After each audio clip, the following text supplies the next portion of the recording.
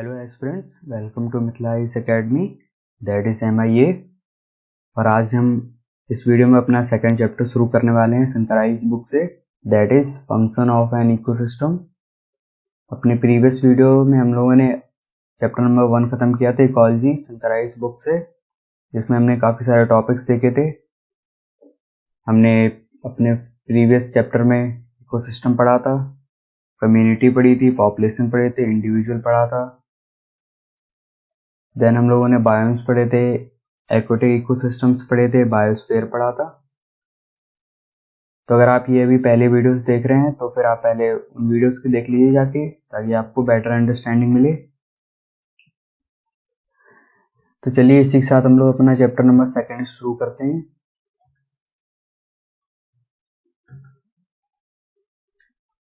तो आज के हमारे टॉपिक्स होंगे energy flow and food chain. तो चलिए हम लोग शुरू करते हैं फंक्शंस ऑफ एन इकोसिस्टम से। देखते हैं कि किसी भी इकोसिस्टम में क्या क्या फंक्शंस होते हैं। तो हमारा कोई भी इकोसिस्टम होता है, उसके फंक्शंस काफी ब्रॉड, वास्ट एंड डायनेमिक होते हैं। किसी भी इकोसिस्टम्स के काफी फंक्शंस होते हैं, अलग अलग फंक्शंस होते हैं, और उन सारे फंक्शंस को हम लोग 3 हेडिंग्स में पढ़ेंगे, जो कि एनर्जी फ्लो, न्यूट्रिएंट साइकिल और इकोलॉजिकल सक्सेशन और इकोसिस्टम डेवलपमेंट। तो इन 3 टॉपिक्स में हम लोग इकोसिस्टम के फंक्शंस को पढ़ेंगे। सबसे पहले हम लोग एनर्जी फ्लो देखेंगे, जिसमें हम लोग देखेंगे किसी भी इकोसिस्टम में किस तरीके से एनर्जी फ्लो करती है एक ऑर्गेनिज्म से दूसरे ऑर्गेनिज्म में। देन हम लोग न्यूट्रिएंट साइकिल्स पढ़ेंगे, न्यूट्रिएंट्स किस तरीके से रिसाइकिल होते हैं किसी भी इकोसिस्टम में, बार बार कैसे वो इस्तेमाल किए जाते हैं। देन हम लोग इकोलॉजिकल सक्सेशन पढ़ेंगे या इकोसिस्टम का डेवलपमेंट पढ़ेंगे कि कैसे एक इकोसिस्टम कैसे डेवलप होता है। आज जितने भी हमारे इकोसिस्टम्स हैं या जितने भी फॉरेस्ट हैं, वो एक दिन में वैसे नहीं बनते हैं। पहले वहाँ पे खाली मैदान होता है, फिर वहाँ पे धीरे धीरे छोटे छोटे प्लांट्स आते हैं, फिर बड़े प्लांट्स आते हैं, देन वो एक पूरे जंगल में बदल जाता है, एक पूरे बड़े से इकोसिस्टम में बदल जाता है। तो हम लोग इसमें देखेंगे कि किस तरीके से कोई भी इकोसिस्टम कैसे बनता है। तो चलिए इसी के साथ हम लोग शुरू करते हैं अपने नेक्स्ट टॉपिक। तो इस पिक्चर में आप लोग देख सकते हैं, ये एक इकोसिस्टम को डिनोट कर रहा है, इकोसिस्टम को रिप्रेजेंट कर रहा है। इसमें आप देख सकते हैं काफी सारी स्पीसीज हैं जो कि कम्युनिटी बना रही हैं मिलकर।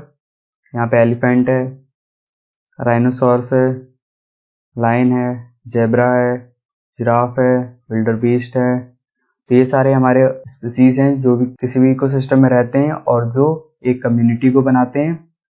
कोई भी इकोसिस्टम 2 चीजों से बना होता है, जो कि उसका फिजिकल एनवायरनमेंट होता है और उसमें रहने वाली स्पीसीज होती हैं जिन्हें हम लोग कम्युनिटी बोलते हैं। तो ये दोनों मिला के ही किसी भी इकोसिस्टम को बनाती हैं। और किसी भी इकोसिस्टम की जो की फीचर होता है वो ये होता है कि किसी भी इकोसिस्टम में जो भी स्पीसीज होती हैं वो अपने एनवायरनमेंट पे और आपस में उनका इंटरेक्टिंग और इंटरडिपेंडेंट रिलेशन होता है। वो आपस में इंटरेक्ट करते हैं और आपस में इंटरडिपेंड करते हैं, एक दूसरे पर डिपेंड करते हैं, अपने एनवायरनमेंट पे डिपेंड करते हैं, और इसीलिए हम लोग उसको इकोसिस्टम बोलते हैं। तो सबसे पहले हमारा जो टॉपिक था वो था एनर्जी फ्लो। हम लोग देखते हैं एनर्जी फ्लो क्या होता है। तो ये तो हम लोग सभी जानते हैं कि किसी भी इकोसिस्टम में या किसी भी एक्टिविटी को करने के लिए हमें एनर्जी की जरूरत होती है। तो उसी तरीके से किसी भी इकोसिस्टम में जितनी भी एक्टिविटीज होती हैं, कोई भी ऑर्गेनिज्म होता है वो जितनी भी एक्टिविटीज करता है, सबके पीछे एनर्जी की जरूरत होती है, एनर्जी की रिक्वायरमेंट होती है। और इसीलिए एनर्जी एक बेसिक फोर्स है सारी मेटाबॉलिक एक्टिविटीज के पीछे। किसी भी लिविंग ऑर्गेनिज्म के अंदर जितनी भी केमिकल रिएक्शंस होती हैं वो सारी मेटाबॉलिक एक्टिविटीज के अंदर आती हैं। तो कोई भी लिविंग ऑर्गेनिज्म जो भी एक्टिविटी करता है वो सारी मेटाबॉलिक एक्टिविटीज होती हैं, या जो कोई भी अगर वो फिजिकल एक्टिविटी करता है तो सबके पीछे एनर्जी रिस्पॉन्सिबल होती है, जो कि एक बेसिक फोर्स है। देन जो हमारी एनर्जी है वो हमेशा एक ऑर्गेनिज्म से दूसरे ऑर्गेनिज्म में जाती है। जब भी हम किसी भी ऑर्गेनिज्म को अपना फूड बनाते हैं तो उससे हमें एनर्जी मिलती है। तो उसी तरीके से एनर्जी एक ऑर्गेनिज्म से दूसरे ऑर्गेनिज्म या एक एनिमल से दूसरे एनिमल में ट्रांसफर होती है। इस चार्ट में आप लोग देख सकते हैं, ये हमारा सन हो गया, सन से एनर्जी ले रहा है ये प्लांट, उसके बाद प्लांट से जा रही है इस रैबिट में और रैबिट से आ रही है इस फॉक्स में। तो ये यहाँ पे एनर्जी ट्रांसफर हो रही है एक ऑर्गेनिज्म से दूसरे ऑर्गेनिज्म में, या ये के लिए एनर्जी का यहाँ पे फ्लो दिख रहा है। तो इसी फ्लो ऑफ एनर्जी को जो कि प्रोड्यूसर यानी प्लांट्स जो होते हैं उनसे टॉप कंज्यूमर्स में होता है, और इस फ्लो को ही हम लोग एनर्जी फ्लो बोलते हैं, जो कि एक यूनिडायरेक्शनल होता है, मतलब एक ही डायरेक्शन में चलता है। ऐसा नहीं है कि रैबिट से एनर्जी प्लांट में जाएगी या फॉक्स से एनर्जी रैबिट में आएगी। हमेशा रैबिट से फॉक्स एनर्जी लेगा और हमेशा प्लांट से रैबिट एनर्जी लेगा। ए के लिए प्रोड्यूसर से हमेशा प्राइमरी कंज्यूमर्स में जाएगी एनर्जी, उसी तरीके से प्राइमरी कंज्यूमर्स से हमेशा सेकेंडरी कंज्यूमर्स में एनर्जी जाएगी।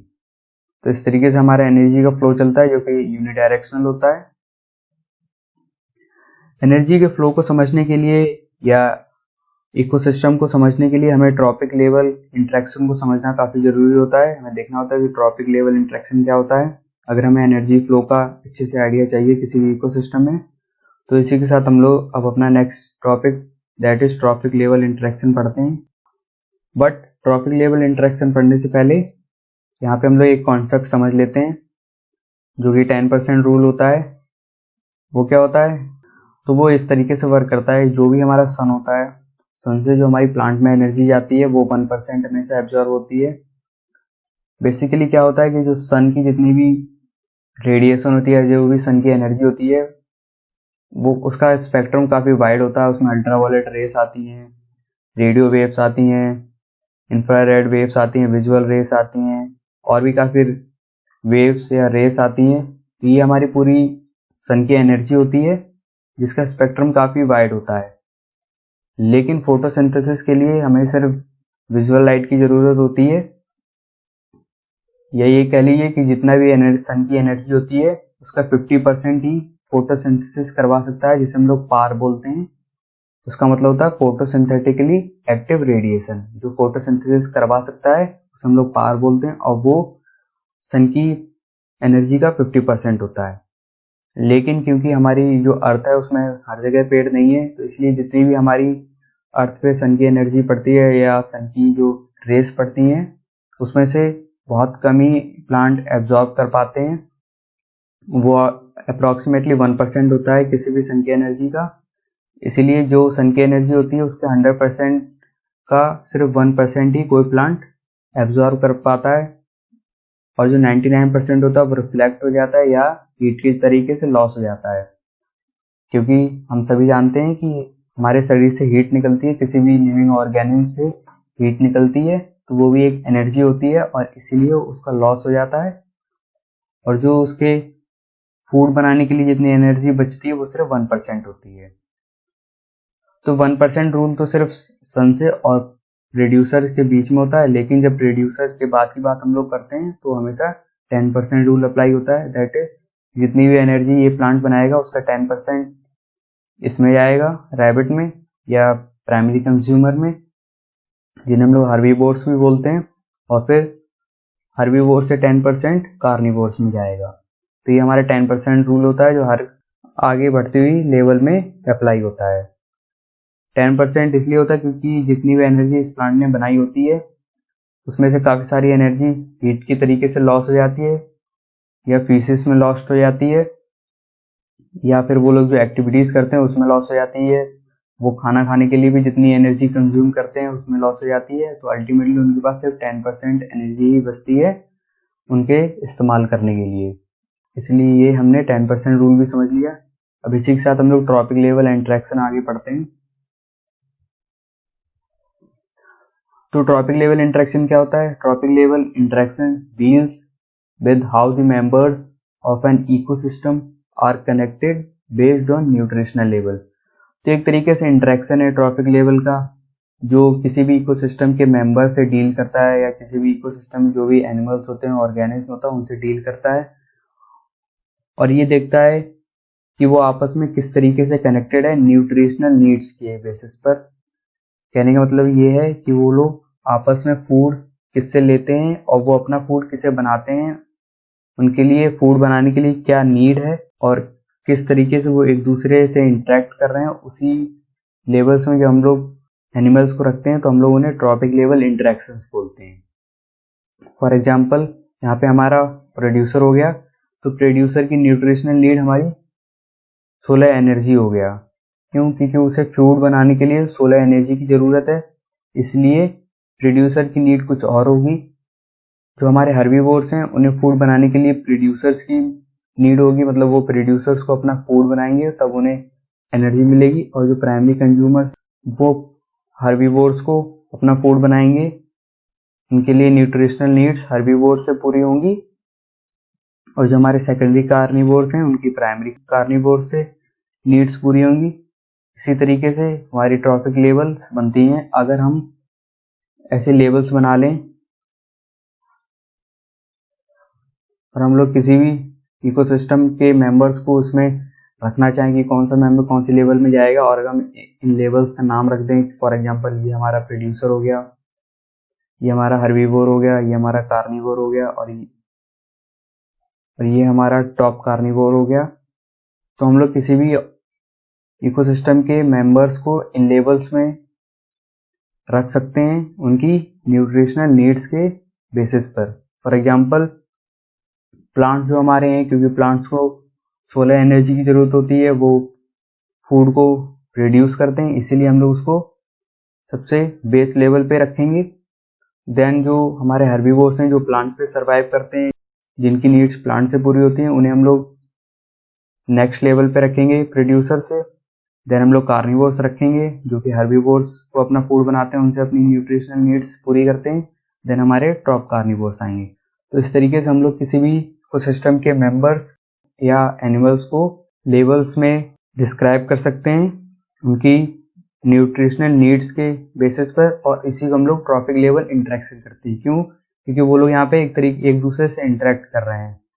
जो प्रोड्यूसर है उससे इंटरेक्ट कर रहा है हर्बीवोर प्रोड्यूसर को खाएगा तो उसके बीच में इंटरेक्शन हो रहा है। उसी तरीके से कार्निवोर और हार्बीवोर में इंटरेक्शन हो रहा है, उसी तरीके से टॉप कार्निवोर में और कार्निवोर में इंटरेक्शन हो रहा है। तो इसी को हम लोग ट्रॉपिक लेवल इंटरेक्शन बोलते हैं। तो चलिए हम लोग ट्रॉपिक लेवल इंटरेक्शन की कुछ कैरेक्टरिस्टिक्स देखते हैं। तो जो हमारा एनर्जी फ्लो होता है वो ट्रॉपिक लेवल से होता है। मतलब हमने यहाँ पे पढ़ा था कि प्रोड्यूसर्स जो भी प्रोड्यूस करेंगे उसको अपना फूड हार्बीवोर बनाएंगे, मतलब हार्बीवोर्स प्रोड्यूसर्स को अपना फूड बनाएंगे और उनसे अपनी एनर्जी लेंगे। उसी तरीके से प्राइमरी जो कार्निवोर्स हैं वो हार्बीवोर को अपना फूड बनाएंगे और उनसे एनर्जी लेंगे। उसी तरीके से जो सेकेंडरी कार्निवोर्स हैं वो प्राइमरी कार्निवोर्स को अपना फूड बनाएंगे और उनसे एनर्जी लेंगे। तो यहाँ पे हम देख सकते हैं प्रोड्यूसर से हार्बीवोर्स तक, फिर हार्बीवोर से primary carnivore, then secondary carnivore में हमारी एनर्जी फ्लो हो रही है, और इसी को हम लोग बोलते हैं एनर्जी फ्लो। उसमें हमने देखा ट्रॉपिक लेवल्स में किस तरीके से एनर्जी फ्लो करती है, इसी को हम लोग एनर्जी फ्लो बोलते हैं। यहाँ पे लिखा है energy flows through the trophic level, जो कि हमारा प्रोड्यूसर से जो बात की जो ट्रॉपिक लेवल्स होती है उसमें फ्लो करता है। Now this energy always flows from lower to higher trophic level. ये एनर्जी जो हमारा एनर्जी फ्लो होता है किसी भी ट्रॉपिक लेवल्स में, वो हमेशा लोअर से हायर में ही होता है, यूनि डायरेक्शनल होता है। ऐसा नहीं कि हायर से लोअर में आ जाएगा। ये कह लीजिए जो प्रोड्यूसर्स हैं उनसे हार्बीवोर में एनर्जी ट्रांसफर होगी, उसके बाद हार्बीवोर से कार्निवोर में एनर्जी ट्रांसफर होगी। कभी भी कार्निवोर से हार्बीवोर में एनर्जी ट्रांसफर नहीं होगी। तो ये चीज़ हम लोग अभी पहले भी पढ़े थे। It never flows in the reverse direction, ये कभी भी रिवर्स डायरेक्शन में नहीं फ्लो करती है, जैसा मैंने अभी बताया। That is from carnivore to herbivore to producer, मतलब ऐसा उल्टी डायरेक्शन में कभी भी एनर्जी फ्लो नहीं करेगी। एनर्जी हमेशा फ्लो करेगी प्रोड्यूसर से हार्बीवोर, देन हार्बीवोर से कार्निवोर में।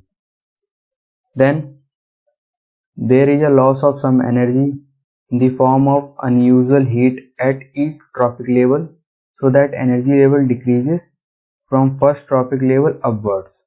As a result, there are usually 4 to 5 tropic levels and seldom more than 6, as beyond that very little energy is left to support any organism. तो इस पूरे point का कहने का मतलब है कि जैसे जैसे हम लोग एक ट्रॉपिक लेवल से दूसरे ट्रॉपिक लेवल में आगे बढ़ते हैं, वैसे वैसे हमारी एनर्जी का लॉस होता जाता है और एनर्जी लेवल डिक्रीज होती जाती है। जो हमारे प्रोड्यूसर्स होंगे उसमें एनर्जी सबसे ज़्यादा होगी। तो जब प्रोड्यूसर से हार्बीवोर में एनर्जी जाएगी तो उसमें एनर्जी लॉस हो जाएगी, हार्बीवोर के पास एनर्जी कम बचेगी, और जब हार्बीवोर से कार्निवोर में एनर्जी जाएगी तो उसके पास और भी कम बचेगी। ऐसे क्या है, हर लेवल पे एनर्जी का लेवल डिक्रीज होता जाता है, जिसका रिजल्ट ये होता है कि हमेशा 4 से या 5 ट्रॉपिक लेवल ही सस्टेन रह सकती हैं, सर्वाइव कर सकती हैं, या ज़्यादा से ज़्यादा 6 ट्रॉपिक लेवल्स बन सकती हैं, सस्टेन कर सकती हैं, क्योंकि उसके आगे बहुत कम एनर्जी बचेगी किसी भी ऑर्गेनिज्म को सपोर्ट करने के लिए। फॉर एग्जांपल अगर मैं यहाँ पे एक एग्जांपल ले लूँ, मान लीजिए हमारे सन से 5 या 50,000 जूल की एनर्जी आ रही है, और हमने अभी देखा था कि जितनी भी सन की एनर्जी होती है उसका सिर्फ 1% प्लांट इस्तेमाल कर पाता है फोटोसिंथेसिस के लिए, फूड बनाने के लिए।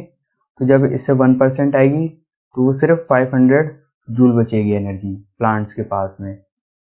फिर प्लांट्स इस एनर्जी को इस्तेमाल करेंगे, फूड बनाएंगे, और जब इसी फूड को हर्बीवोर इस्तेमाल करेंगे या हर्बीवोर प्लांट्स को अपना फूड बनाएंगे, तो उनके पास 10% रूल के हिसाब से 10% एनर्जी आएगी, दैट इज 50 जूल। और फिर उसी तरीके से हर्बीवोर से 10% रूल के अकॉर्डिंग प्राइमरी कार्निवोर में 5 जूल एनर्जी जाएगी, और प्राइमरी कार्निवोर से सेकेंडरी कार्निवोर में 0.5 जूल एनर्जी जाएगी, और फिर लास्ट में सेकेंडरी कार्निवोर से टर्सरी कार्निवोर में ओनली 0.05 जूल एनर्जी ही जाएगी। तो हम देख रहे हैं कि हर लेवल में एनर्जी कम होती जा रही है, जिसकी वजह से लास्ट में बहुत कम एनर्जी बचती है किसी भी ऑर्गेनिज्म के लिए। और अगर इसके बाद कोई ऑर्गेनिज्म इसको अपना फूड बनाएगा तो उसके बाद सिर्फ 0.005 जूल की एनर्जी बचेगी, जो कि सफिशिएंट नहीं है किसी भी ऑर्गेनिज्म को सपोर्ट करने के लिए। इसीलिए ट्रॉपिक लेवल हमेशा 5, 4 या मैक्सिमम 6 लेवल तक ही सस्टेन कर सकती हैं। इसके ऊपर ट्रॉपिक लेवल नहीं बनती हैं, क्योंकि फिर हमारे पास इतनी एनर्जी नहीं बचती है कि वो किसी भी ऑर्गेनिज्म को सपोर्ट कर सके। Now the tropic level interaction involve 3 concepts, mainly food chain, food web and ecological pyramids. तो ट्रॉपिक लेवल में हमारे 3 सब टॉपिक्स आते हैं, जो हमारा फूड चेन, फूड वेब और इकोलॉजिकल पिरामिड्स होते हैं। यहाँ तक हम लोगों ने ट्रॉपिक लेवल इंटरेक्शन पढ़ लिया, अब हम लोग फूड चेन पढ़ते हैं। सो फूड चेन क्या होती है? फूड चेन काफ़ी सिंपल टॉपिक है, और आपने भी इसके बारे में पढ़ा होगा अपने स्कूल में। फिर भी एक डेफिनेशन हम लोग देखते हैं, फूड चेन होती क्या है आखिर। सो a sequence of organisms that feed on one another form a food chain। तो कोई भी सीक्वेंस ऑर्गेनिज्म्स का जो एक दूसरे पे फीड कर रहे हैं, या एक दूसरे को खा रहे हैं, या एक दूसरे का भोजन बन रहे हैं, खाना बन रहे हैं, उसी सीक्वेंस को हम लोग फूड चेन बोलते हैं। जिस तरीके से आपने ये सीक्वेंस देखा, ये एक सीक्वेंस बना हुआ है, यहाँ पे कॉर्न है, कॉर्न को माउस खाएगा, फिर माउस को एक स्नेक खाएगा, और फिर स्नेक को एक आउल खाएगा। तो ये एक सीक्वेंस बन गया, और इसी को हम लोग फूड चेन बोलते हैं। क्यों? क्योंकि यहाँ पे हर कोई ना किसी का फूड बन रहा है चेन में, तो इसीलिए हम लोगों ने इसको फूड चेन बोल दिया। अब food chain starts with producers and ends with top carnivores. तो कोई भी फूड चेन एक प्रोड्यूसर से शुरू होती है, जो कि हमारे यहाँ पे प्लांट होगा या कॉर्न हो गया, और वो टॉप कार्निवोर पे जाके खत्म होती है, जो कि आउल हो सकता है, लाइन हो सकता है, इवन ह्यूमन बींग्स भी हो सकते हैं।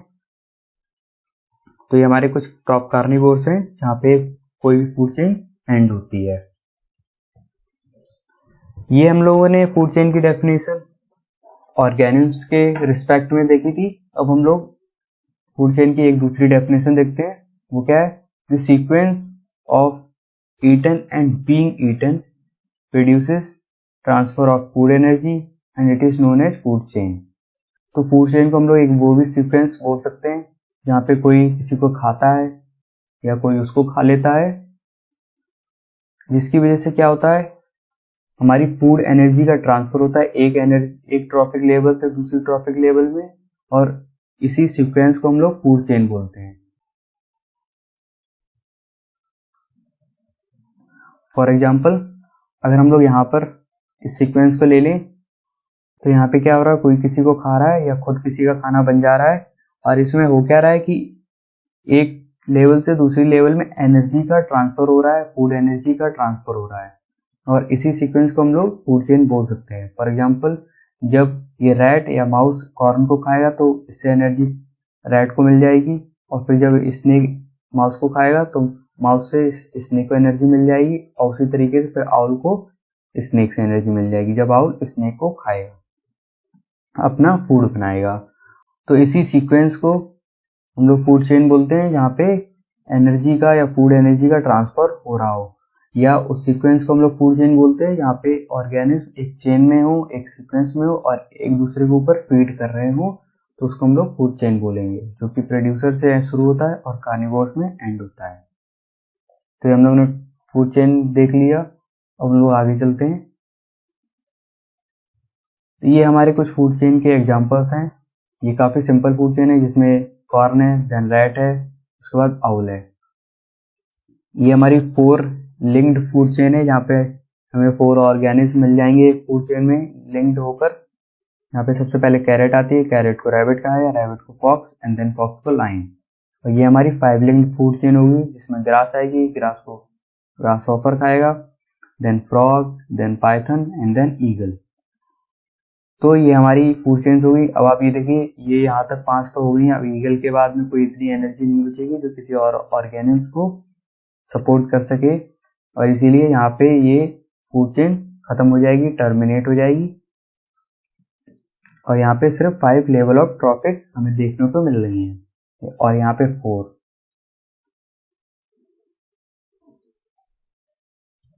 जो हमारे प्लांट्स होते हैं वो किसी भी सोलर एनर्जी को केमिकल एनर्जी में बदल देते हैं फोटोसिंथेसिस के द्वारा। फोटोसिंथेसिस की हेल्प से वो सोलर एनर्जी को केमिकल एनर्जी में बदलते हैं। सोलर एनर्जी हमारी जो सन से मिलती है वो एनर्जी होती है, और सन की एनर्जी इस्तेमाल करके वो क्या करते हैं, CO2 लेता है, वाटर लेता है, दैट इज H2O, इनको लेकर वो सन की एनर्जी को इस्तेमाल करता है, फूड बनाता है, जिसे हम लोग शुगर बोलते हैं या कार्बोहाइड्रेट बोलते हैं, और यही शुगर किसी भी प्लांट में स्टोर हो जाता है एज अ फूड। और क्योंकि ये शुगर एक केमिकल है, और यही बाद में केमिकल इस प्लांट को या इस प्लांट को जो हार्बीवोर खाएगा या कोई भी ऑर्गेनिज्म अपना फूड बनाएगा उसको एनर्जी प्रोवाइड कराएगा, इसलिए हम लोग उसको केमिकल एनर्जी बोलते हैं। तो ये यहाँ पे कहने का यही मतलब है कि प्लांट सोलर एनर्जी को केमिकल एनर्जी में बनाता है फोटोसिंथेसिस के द्वारा। Small herbivores consume the plant matter and convert them into animal matter. जो हमारे हार्बीवोर्स होते हैं, जो प्लांट्स को कंज्यूम करते हैं, वो प्लांट मैटर को एनिमल मैटर में कन्वर्ट कर देते हैं। फॉर एग्जांपल, यहाँ पे प्लांट मैटर था हमारा, उसको इस हार्बीवोर ने खाया और उसको एनिमल मैटर में कन्वर्ट कर दिया। एनिमल मैटर मतलब जो भी उसके अंदर मसल्स बन रही हैं, जो भी उसके अंदर बोन्स बन रही हैं, कुछ भी उसके शरीर में बन रहा है, तो उसको हम लोग एनिमल मैटर बोलेंगे। These herbivores are eaten by large carnivores। तो यही herbivores लार्ज कार्निवोर्स का फूड बनते हैं, या ये कह लीजिए लार्ज कार्निवोर्स इनको ईट करते हैं। तो हम लोगों ने फूड चेन भी पढ़ ली। अब हम लोग देखते हैं types of food chain. Food chain किस किस तरीके की होती है। सबसे पहले हमारा आता है grazing food chain. This food chain begins from green plants. तो ग्रेजिंग फूड चेन की यही सबसे खास बात होती है कि वो लिविंग ग्रीन प्लांट से हमेशा स्टार्ट होती है at the base, and the primary consumer is herbivore. और जो भी इसका प्राइमरी कंज्यूमर होता है या सबसे पहले जो प्लांट को कंज्यूम करता है वो हमारे हार्बीवोर होते हैं। तो ये हमारी की कैरेक्टरिस्टिक हो गई ग्रेजिंग फूड चेन की।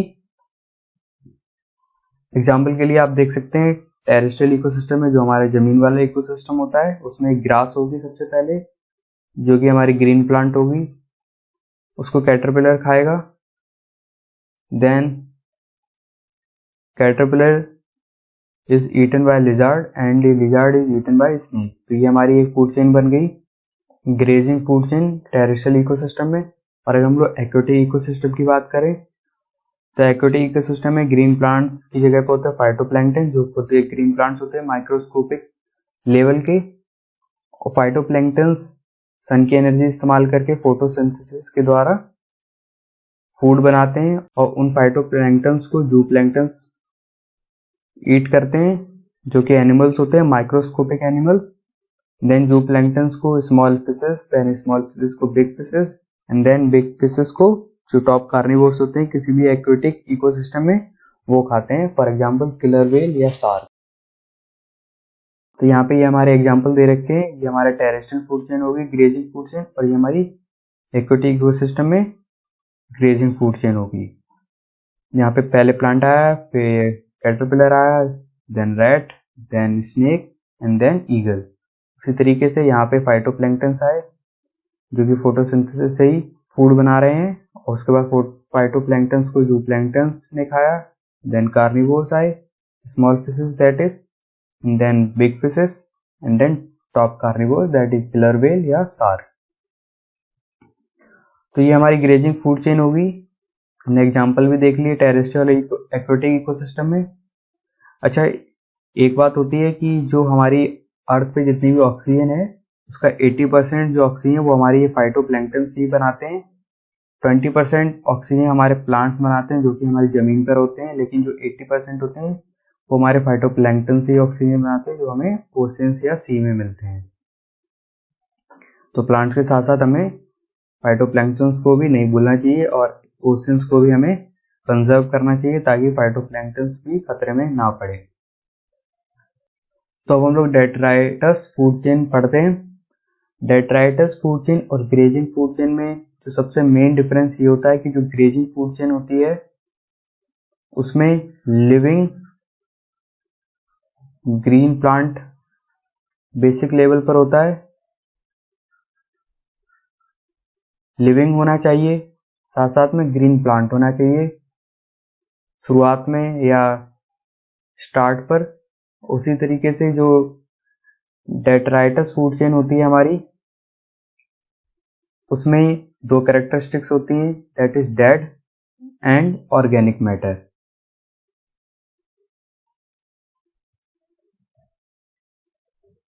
तो ये डिफरेंस होता है किसी भी ग्रेजिंग फूड चेन और डेट्राइटस फूड चेन में। डेट्राइटस फूड चेन की शुरुआत ही डेट्रीवोर्स से होती है। डेट्रीवोर्स वो ऑर्गेनिज्म होते हैं जो किसी भी डेड मटेरियल या डेड मैटर, ऑर्गेनिक मैटर पे सरवाइव करते हैं, डेड ऑर्गेनिक मैटर को कंज्यूम करते हैं, उन्हें हम लोग डेट्रीवोर्स बोलते हैं। इसीलिए इसको डेट्राइटस फूड चेन बोला जाता है। तो ग्रेजिंग फूड चेन में लिविंग होना चाहिए और ग्रीन प्लांट होना चाहिए। ऐसा नहीं कि लिविंग है लेकिन वो किसी कार्निवोर से स्टार्ट हो रही है तो उसको ग्रेजिंग फूड चेन नहीं बोलेंगे, क्योंकि कोई भी फूड चेन कार्निवोर से स्टार्ट नहीं हो सकती है, वो हमेशा किसी भी प्रोड्यूसर से ही स्टार्ट होगी या ग्रीन प्लांट से ही स्टार्ट होगी। तो लिविंग ग्रीन प्लांट हो गया। लेकिन जो हमारी डेट्राइटस फूड चेन होती है उसमें डेड मैटर होना चाहिए, और उसमें ऐसा कोई जरूरी नहीं है कि ग्रीन प्लांट हो, वो ग्रीन लीफ का कोई पत्ता हो सकता है या कोई और ऑर्गेनिज्म हो सकता है, कोई भी dead organism, for example lion, fox, कुछ भी हो सकता है। तो उसमें सिर्फ ऑर्गेनिक मैटर की बात बोली गई है और डेड होना चाहिए। तो यही किसी भी डेट्राइटस फूड चेन और ग्रेजिंग फूड चेन में अंतर होता है। इधर लिखा भी है, it start from dead organic material of decaying animals. Animals कोई भी हो सकता है, किसी भी ट्रॉपिक लेवल का हो सकता है, लीफ भी हो सकती है, प्रोड्यूसर भी हो सकता है, plant bodies consumed by the microorganisms, and then to detritus feeding organisms called detrivores or decomposers and to other predators। तो ये हमारी detritus food chain हो गई। यहाँ पे हम देख सकते हैं डेड लीफ को एक ये वुड लॉस खाएगा, देन एक ब्लैक बर्ड वुड लॉस को खा लेगी। इससे हमें एक चीज और भी पता चलती है कि किस तरीके से डेट्राइटस फूड चेन और ग्रेजिंग फूड चेन आपस में जुड़ी होती है। फॉर एग्जांपल, अब अगर इस बर्ड को किसी ईगल ने खा लिया तो वो ईगल क्या होगी, वो ग्रेजिंग फूड वाला एक पार्टनर होगा, क्योंकि उसने कभी ना कभी किसी स्नेक को खाया होगा, तो उस स्नेक के किसी रैट को खाया होगा, और उस रैट ने कभी ना कभी ग्रीन लिविंग प्लांट को खाया होगा। इसीलिए यहाँ पे एक लिंक बैठ रहा है डेट्राइटस फूड चेन और ग्रेजिंग फूड चेन में। और ये कॉन्सेप्ट हम लोग पढ़ेंगे फूड वेब में। यहाँ पे हम लोग देखते हैं कोई भी ऑर्गेनिज्म एकदम आइसोलेशन में नहीं होता है, वो काफी इधर उधर से भी लिंक्ड होता है, काफी लिंकेजेस होते हैं एनिमल्स के बीच में, कनेक्शंस होते हैं, जिसे हम लोग फूड वेब बोलते हैं। तो चल हमने डेट्राइटस फूड चेन भी पढ़ लिया और हम लोगों ने ग्रेजिंग फूड चेन भी पढ़ लिया। So the distinction between these two food chains is the source of energy for the first level consumers. तो इन दोनों ही फूड चेन में जो डिस्टिंक्शन होता है वो हमारा सोर्स ऑफ एनर्जी का होता है कि उस फूड चेन का जो सबसे पहले जो एनर्जी प्रोवाइड कर रहा है वो कौन सा सोर्स है। अगर वो लिविंग ग्रीन प्लांट सोर्स हुआ तो वो ग्रेजिंग फूड चेन हो जाएगी, और अगर वो डेड ऑर्गेनिक मटेरियल हुआ तो वो डेट्राइटस फूड चेन हो जाएगी। In the grazing food chain the primary source of energy is living plant biomass, while in the detritus food chain the source of energy is dead organic matter or detritus. The two food chains are linked. तो ये बात हमने पहले भी देखी थी किस तरीके से जो ग्रेजिंग फूड चेन होती है वो लिविंग ग्रीन प्लांट पे डिपेंड करती है, और जो डेट्राइटस फूड चेन है वो डेड ऑर्गेनिक मैटर पे डिपेंड करता है, और किस तरीके से दोनों फूड चेन्स आपस में लिंक्ड होती हैं। हमने यहाँ पे लिंक भी देखा था। तो हम लोगों ने दोनों फूड चेन्स पढ़ ली। आज की इस वीडियो में बस इतना ही। आज हम लोगों ने फंक्शंस ऑफ एन इकोसिस्टम के टॉपिक को स्टार्ट किया, जहाँ पे हम लोगों ने सबसे पहले एनर्जी फ्लो पढ़ा, then trophic level interaction, then हम लोगों ने फूड चेन्स पढ़ी, type of food chains that is grazing food chain and detritus food chain. दोनों में हम लोगों ने डिफरेंसेस देखे। नेक्स्ट वीडियो में हम लोग इसी टॉपिक को कंटिन्यू करेंगे, इस चैप्टर को, यहाँ पे हम लोग फूड वेब पढ़ेंगे, देन हम लोग इकोलॉजिकल पिरामिड्स पढ़ेंगे, और भी हमारे नेक्स्ट टॉपिक्स होंगे उनको पढ़ेंगे। तो इसी के साथ आज की इस वीडियो में बस इतना ही। सो स्टे ट्यून्ड। जय Hind and thanks for watching.